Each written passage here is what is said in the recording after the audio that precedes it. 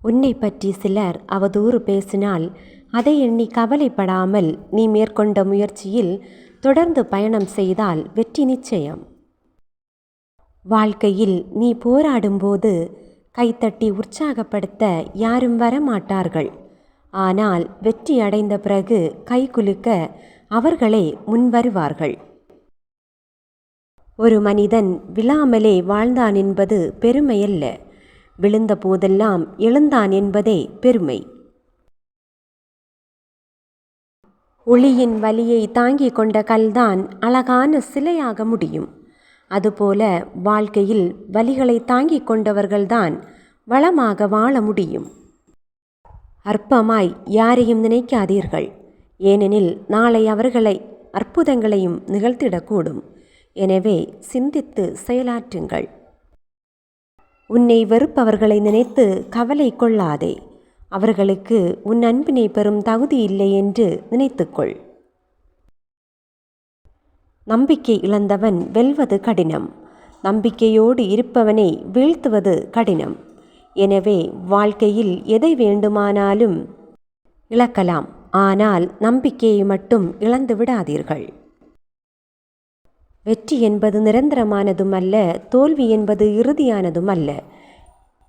தொடர்ந்து முயற்சி செய்தால் தோல்வியை கூட வெற்றியாக மாற்றிவிட முடியும். சாதிக்க விரும்பும் மனிதனுக்கு நிதானம்தான் அற்புதமான ஆயுதமே தவிர கோபமில்லை. ஏனென்றால் சாதிக்க நினைப்பவன் முதலில் நிராகரிக்கப்படத்தான் செய்வான். ஏனெனில் அவனுடைய வலிமையை அவனுக்கு உணர்த்துவதற்காக. மனிதனின் குணத்தை பார்த்து பழகுபவர்களை காட்டிலும் மனிதனின் பணத்தை பார்த்து பழகுபவர்களே இங்கு அதிகம். எல்லோரும் பயணிக்கிறார்கள் என்று நீயும் பின்தொடராதே. உனக்கான பாதையை நீயே தேர்ந்தெடு. வலியின்றி சிரிக்கும் சிரிப்பிற்கும் வேறு வழியின்றி சிரிக்கும் சிரிப்பிற்கும் 1000 அர்த்தங்கள் உண்டு. வலிகளை சிரித்து கொண்டே ஏற்றுக்கொள்ளுங்கள். அது உங்களை இன்னும் வலிமை மிக்கவனாக மாற்றும். நம்முடைய தேவையில்லாத கோபம் நமக்கு தேவையானவர்களை கூட நம்மிடமிருந்து பிரித்துவிடும். எனவே கோபத்தை விடுத்து அனைவரிடத்திலும் அன்பை பகிர்வோம். உறவென்று நினைத்தவர்களும் உடனிருப்பதில்லை, அவர்களுக்கான நிலை வந்தவுடன். எனவே சிந்தித்து செயல்படுங்கள். இன்று உன்னுடைய குணத்தை சொல்ல ஆட்கள் இல்லை.